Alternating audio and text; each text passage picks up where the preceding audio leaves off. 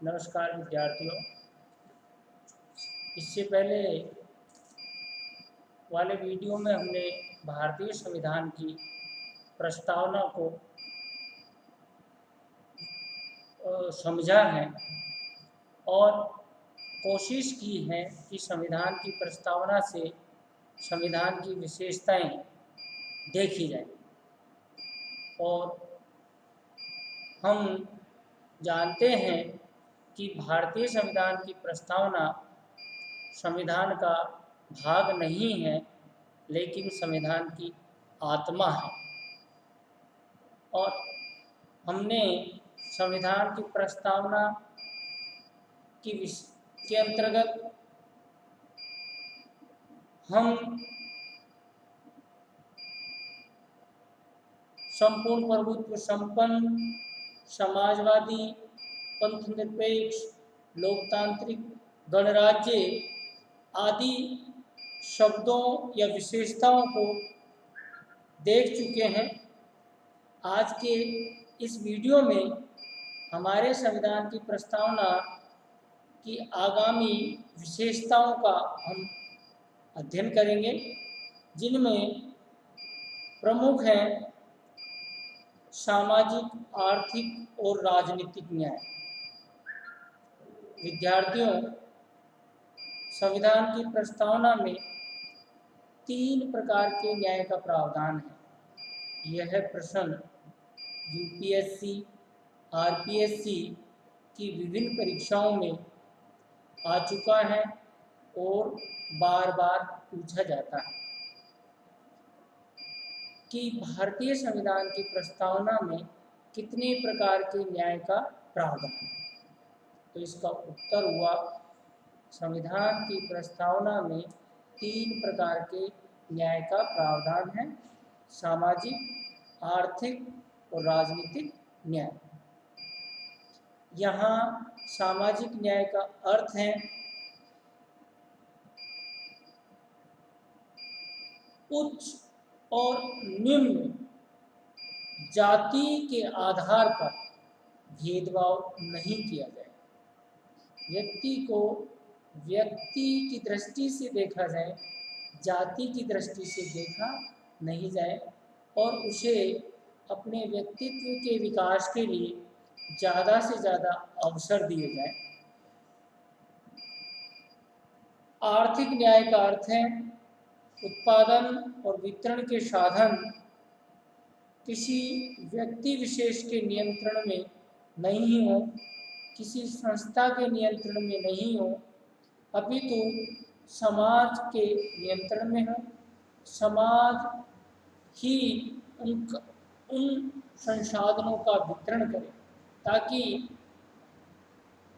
समुचित वितरण हो सके, किसको क्या मिलना है ये तय हो सके। और राजनीतिक न्याय का अर्थ है प्रत्येक व्यक्ति को मत देने, चुनाव में उम्मीदवार के रूप में खड़े होने और सरकार की निष्पक्ष रूप से आलोचना करने का अधिकार है। हाल ही में किसी प्रांत के उच्च न्यायालय ने निर्णय दिया है कि सरकारी व्यक्ति को भी विचार और अभिव्यक्ति की स्वतंत्रता है। राजनीतिक न्याय प्राप्त है, वह व्यक्ति भी सरकार की निष्पक्ष रूप से आलोचना करने में सक्षम है, उसका हकदार है। तो इस तरीके से किसी भी व्यक्ति को सामाजिक, आर्थिक और राजनीतिक न्याय से वंचित नहीं किया जा सकता। ये संविधान की प्रस्तावना में उल्लेख है। अगली विशेषता के रूप में हम लेंगे कि भारतीय संविधान की प्रस्तावना में 5 प्रकार की स्वतंत्रताओं का उल्लेख है। वे निम्नलिखित प्रकार से हैं: विचार, अभिव्यक्ति, विश्वास, धर्म और उपासना की स्वतंत्रता। अर्थात प्रत्येक व्यक्ति को अपनी इच्छा से विचारों को अभिव्यक्त करने, अपना जहाँ जिस पंथ संप्रदाय में विश्वास हो बनाए रखने का, और जिस भी धर्म में उसकी आस्था हो उसको बनाए रखने का, और उपासना करने की स्वतंत्रता प्राप्त। हम यहाँ तुलनात्मक रूप से देखें कि भारतीय संविधान के अंतर्गत मूल अधिकारों में 6 प्रकार की स्वतंत्रता का उल्लेख है, जबकि प्रस्तावना में 5 प्रकार की स्वतंत्रता का उल्लेख है। क्योंकि आजकल जो प्रतियोगी परीक्षा है या हमारे स्नातक लेवल में कठिन प्रश्नों की श्रेणी में जिन प्रश्नों का उल्लेख किया जाता है उनमें इसी तरह के प्रश्न आते हैं कि संविधान के अंतर्गत मूल अधिकारों में कितने प्रकार की स्वतंत्रता है तथा प्रस्तावना में कितने प्रकार की स्वतंत्रता है। तो इसका उत्तर हुआ कि संविधान के अंतर्गत मूल अधिकारों में 6 प्रकार की स्वतंत्रता है, जबकि प्रस्तावना में 5 प्रकार की स्वतंत्रता है। अब हमारे संविधान की प्रस्तावना में 2 प्रकार की समता का उल्लेख है। 2 प्रकार की समता। यहाँ ध्यान रहे कि प्रस्तावना में समानता की जगह समता शब्द काम में लिया है, और पूरे संविधान में समानता शब्द है जबकि प्रस्तावना में समता शब्द है। बहुत सारी परीक्षाओं में ये प्रश्न आया है, आपके बीए में भी ये प्रश्न कई बार रिपीट हुआ है कि कौन हमारे संविधान में कहाँ पर समता शब्द का उल्लेख है। तो इसका उत्तर हुआ प्रस्तावना। और समता और समानता दोनों एक दूसरे के समानार्थी हैं, जिसका अर्थ है प्रत्येक व्यक्ति को व्यक्ति होने के नाते बराबर समझा जाए, किसी को भी छोटा या बड़ा नहीं समझा जाए, और उसे अपने व्यक्तित्व के विकास के लिए ज़्यादा से ज़्यादा अवसर दिए जाए। और प्रस्तावना में 2 प्रकार की समता को उल्लेख है, पहली प्रतिष्ठा और दूसरी अवसर।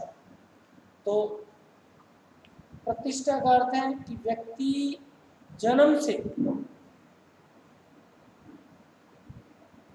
अपनी शान, अपना ग्लैमर, अपना व्यक्तित्व बनाने का हकदार है।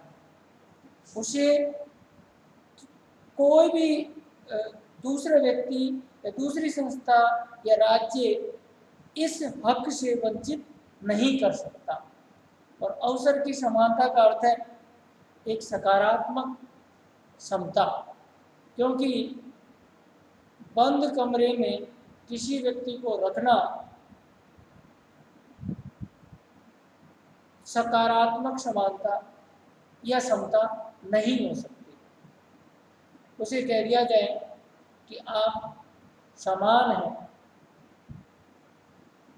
और इस कमरे में बैठे रहें, तो उस व्यक्ति के लिए समान होना असमान होने के बराबर है, क्योंकि उसको जो अवसर मिलने चाहिए उन अवसरों से उसे वंचित किया गया है।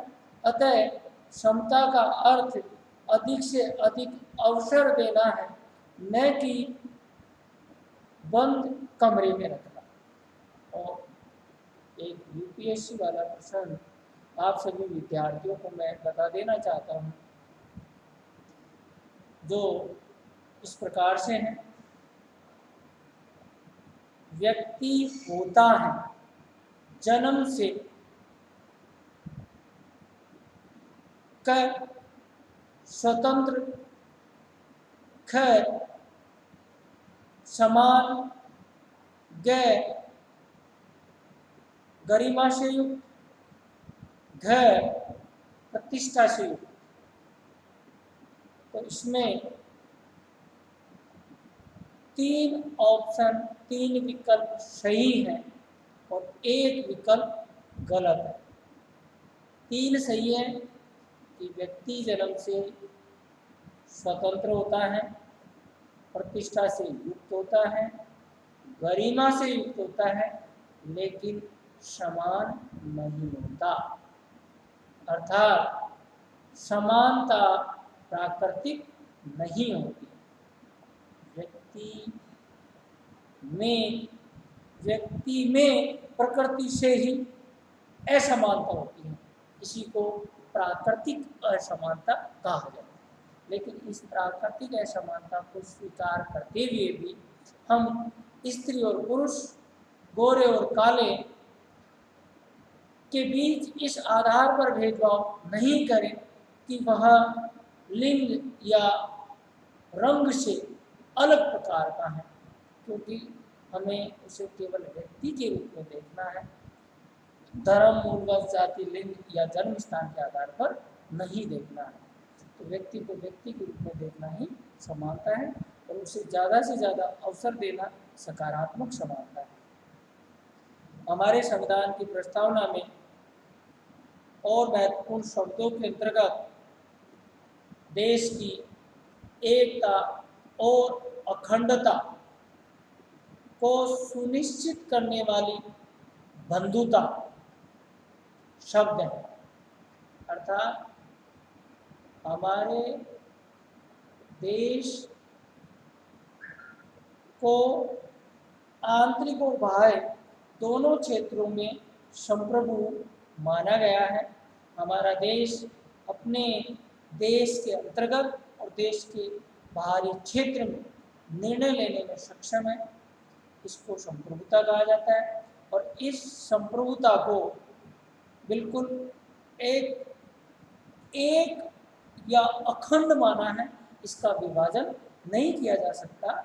इसी प्रकार हमारे देश में एकता बनी रहे, हमारा देश अखंड रहे और इन दोनों बातों को ध्यान में रखते हुए ही बंधुता या भाईचारे की भावना का विकास हो। ऐसा भाईचारा ही वास्तविक बंधुता है। अगर किसी भाईचारे से हमारे देश की एकता और अखंडता को खतरा हो तो उसे नकारा जा सकता है। अंत में भारतीय संविधान की प्रस्तावना के महत्वपूर्ण शब्दों के अंतर्गत हम देखेंगे अंगीकृत, अधिनियमित और आत्मर्पित शब्द। अंगीकृत का अर्थ है स्वीकार करना, अधिनियमित का अर्थ है लागू करना और आत्मर्पित का अर्थ है राष्ट्र को समर्पित करना या व्यक्तियों द्वारा अपनी आत्मा से उसे स्वीकार करना। 26 नवंबर 1949 को हमारे देश का संविधान सभा के द्वारा अंगीकृत, अधिनियमित और आत्मर्पित किया गया।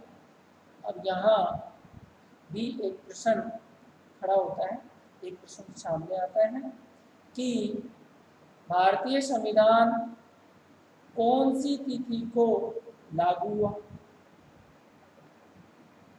तो इसका उत्तर होगा 26 नवंबर 1949।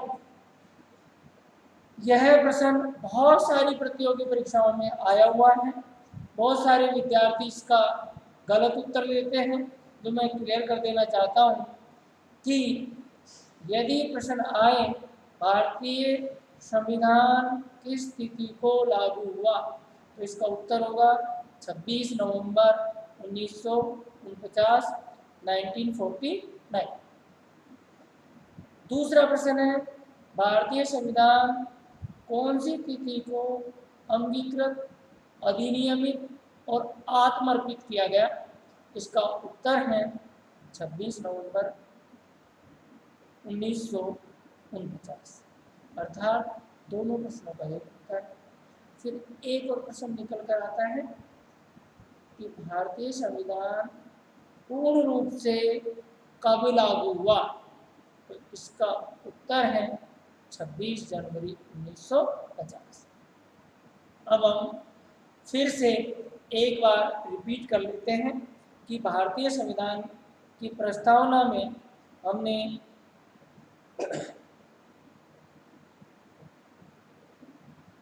जिन महत्वपूर्ण शब्दों का अध्ययन किया उनमें है हम संपूर्ण प्रभुत्व संपन्न, समाजवादी, पंथ निरपेक्ष, लोकतांत्रिक, गणराज्य, सामाजिक, आर्थिक और राजनीतिक न्याय, 3 प्रकार का न्याय, विचार, अभिव्यक्ति, विश्वास, धर्म और उपासना की स्वतंत्रता, 5 प्रकार की स्वतंत्रता, प्रतिष्ठा और अवसर की समता, 2 प्रकार की समता, आदि शब्दों का अध्ययन किया, आदि को गहराई से समझा। और अगले वीडियो में हम देखेंगे कि भारतीय संविधान की क्या क्या विशेषताएं हैं। धन्यवाद।